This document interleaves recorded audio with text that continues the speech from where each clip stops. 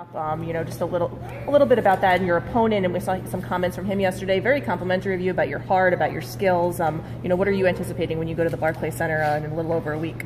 It's going to be a great matchup. Style-wise, we both like to bring it, so it's going to be an entertaining fight. It's a fight that's should be fan-friendly, and I'm looking forward to it. A lot of people look at him as the top guy in the weight class, and rightfully so. But I'll be there next Saturday to dethrone him. What specific challenges does Errol present? Well, just like any guy at the top level, in this sport, it brings a certain amount of confidence, self-confidence. That he's undefeated and he cannot be beat. And a lot of times what people say is, and it's true, it's hard to take someone else. And he's not going to want to let that go easily. He's a new champion.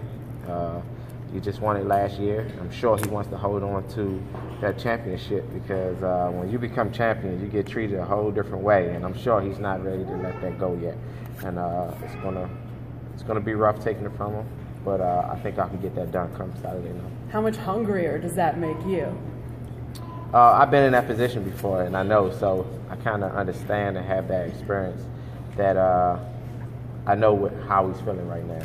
And so it's going to motivate me because I know it's going to be hard taking it from him. So I'm going to have to push that much harder in the gym and just be smart about the whole situation. And so far in training camp, I've been smart. I have put my work in, and I'm just ready for next weekend. How motivated are you? I mean, you talk about obviously beating him, but then for yourself to get making that climb, this journey back, to the top for you. What's that been like, and how much could something like Saturday and obviously a win there, do for your climbing back to the top? My career been up and down. At the top level, I've been champion, then lost championships, champion again. So. It's been, the whole drug testing thing, ups and downs, basically. And I'm used to that at this point. So at this point, I'm just looking to be back on top. So this is the opportunity. I'm ready for it, and I'm sure I'll get that next Saturday night. Should he be scared? He shouldn't be scared, and I'm sure he's not scared. It's going to be a great fight. A good test of will and skill. If you know Earl and you follow the sport, he's a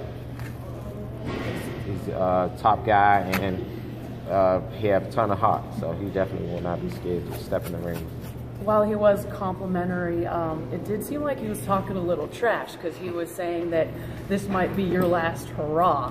What's your reaction to that? Does that anger you at all? Nah, you never worry about what people say because he don't know exactly how I feel. That's just his opinion or suggestion, or maybe you might have took it the wrong way. Maybe, how that when someone says something doesn't mean they really mean anything unless you sit there and ask them questions and go into detail. So I wouldn't think go too far. Hey, Lamont, it's been a couple of years since you moved up to 147. How comfortable are you now in that decision? And, since you talked to us before about how difficult it was dropping those final 8 to 10 pounds at 140, and then kind of as a follow-up to that, can you now just focus more on the fight and the component than strictly just cutting weight? Yeah, it's a blessing to be able to go through the whole training camp with a certain game plan and just building to it, adding things to it, as you go, and to be able to hold that concentration and hold that game plan throughout the whole fight. Right. Throughout the whole training camp. It's a blessing. It's been times where we get to this point, a week or two out, and to have to be here doing the interview with y'all, I just didn't want to do it. But now I enjoy it. I'm able to hold that game plan up until now, and I'm sure that I can hold it all the way up to the fight. So it's all about getting in the ring now and executing, and being happy and being able to spend time with my family and enjoy training camp much, much more than I normally would. Did you scout him in some way when he fought for the title in England? Not really. I know, he was. I thought he was going to win the title. That's how I felt. I was actually rooting for him to win the title. But when you're at the top in a division and all the champions, you kind of know, think, okay, I might fight him. I'm not really scouting him, but of course I'm going to watch any top guy. And honestly, I'm a fan of Earl, so I'm going to watch the fight. How much pride do you take in being the underdog, the wily veteran, or do you think there's a, kind of a... Not the underdog. I don't look at that. I mean, just because y'all say that, well, a lot of people say it, I would never look at myself as an underdog. I wouldn't be getting in the ring if I didn't thought that I was going to lose. So, I guess next question. What have you learned from fighting other champions in other championship fights that you kind of apply going into this one? Each time you go in there, you just get comfortable. Anything you do, y'all work with TV, and y'all remember that first time, and y'all remember now. Like, it's much easier, right? And it's the same thing for us. Just get more comfortable in it, and it's so much to go into boxing that we don't. I mean, a lot of y'all don't probably think into it or understand that to hold that game plan that I was telling you about, and to be nervous and then have to do that, it's a big difference. So the more you're able to settle in, the more you're comfortable, you're able to think more, because sometimes that stage and lights and cameras and stuff all in your face, you ask someone their name and they won't even remember their name. But the more you get used to it, the more you're able to get more out of a fight. So I have close to 40 fights now, and I think everything is coming together at the right time. How cool is it to have your brother? I mean, I know you've had this before, but to have him on the undercard and have him up there supporting you and you supporting him, that's always has a nice connection with you guys. Oh yeah, it's always a blessing having him there, because he's one who, as far as I can remember, he's been there, and pretty much lived this same life I live. So he can always relate to me and know where I'm coming from, and vice versa. So we always lean on each other for support in many different ways, and it's a blessing to have him. What made you decide to get back into the ring after the break? Can you say it again? What made you decide to get back into the ring, after a little break? Next question. Having going to Brooklyn again, obviously a place you know very well. You mentioned the comfort level. It must add to it, I imagine. Can you say it again? Having gone to Brooklyn before the fight, must be another layer of comfort for you, knowing that you've been there. You know the arena, you know everything about it. Does that kind of put you a little more at ease going into it? Ease the mind. Same thing as, like I just said, when you get in there, the more comfortable you get. Yeah. Just the familiar area. Just the fact that it's not a far drive from here. A lot of family and friends will be there to support me.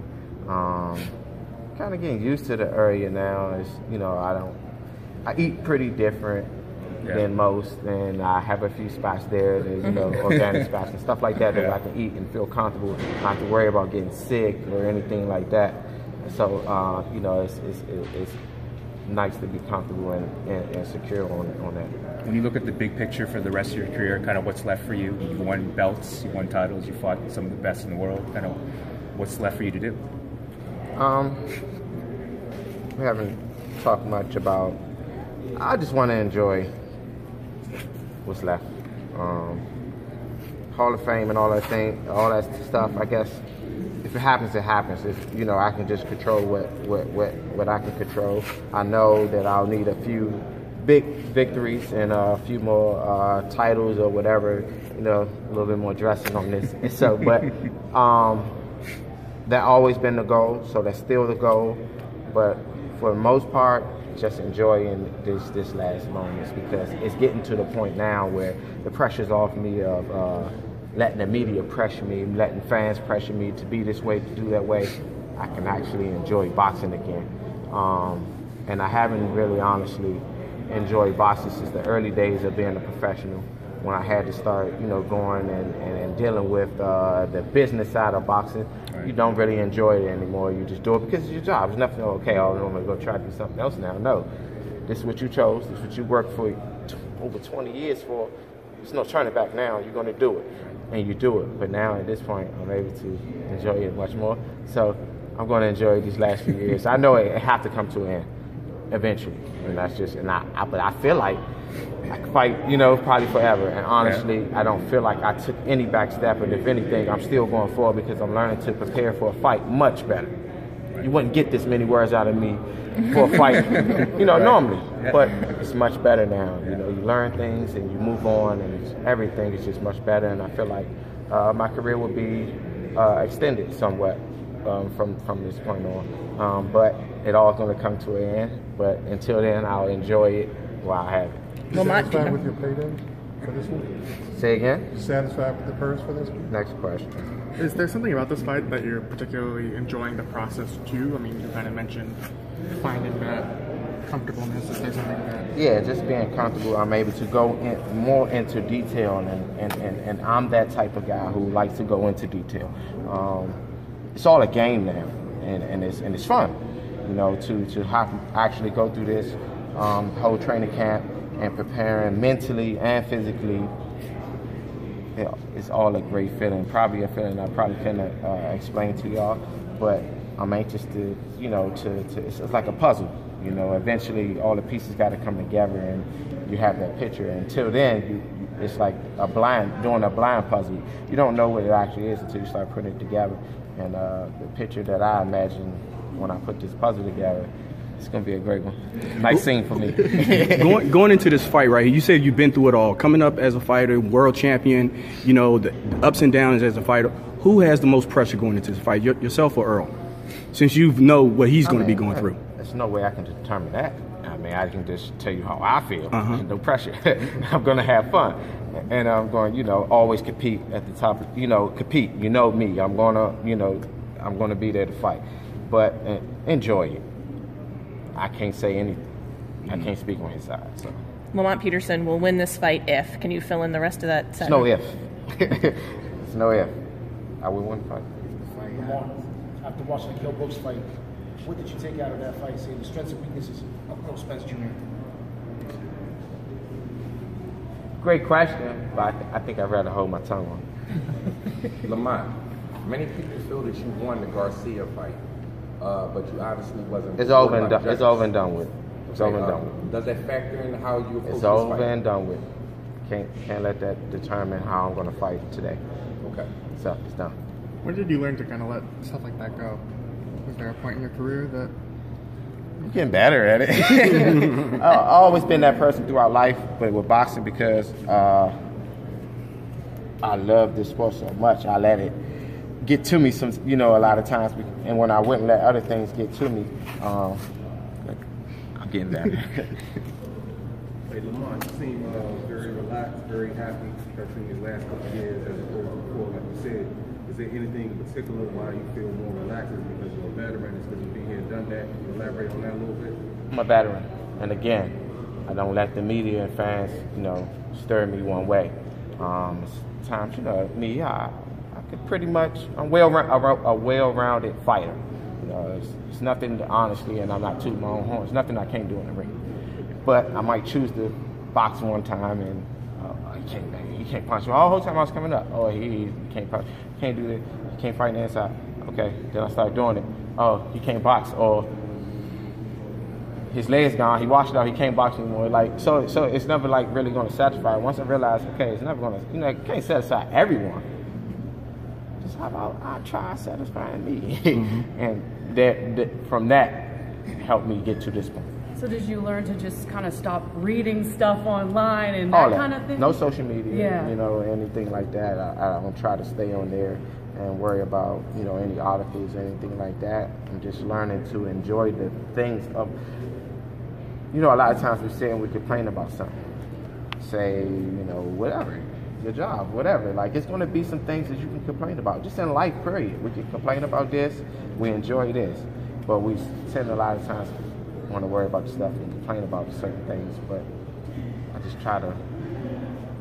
It's still things that I enjoy about boxing, so I try to stay over that way and enjoy that part. And whatever happens with that, just happens. Whatever, it doesn't matter. Just worry about that part. Hearing you talk now, your maturity definitely shows. From the time you started to right now, is being a father part of that development? You could say that helps, of course. I don't know how far I look into that or tie that into it, but I'm almost guaranteed, you know, being a parent helps you pretty much in anything in life. Dealing with those knuckles. You mentioned since going to 147,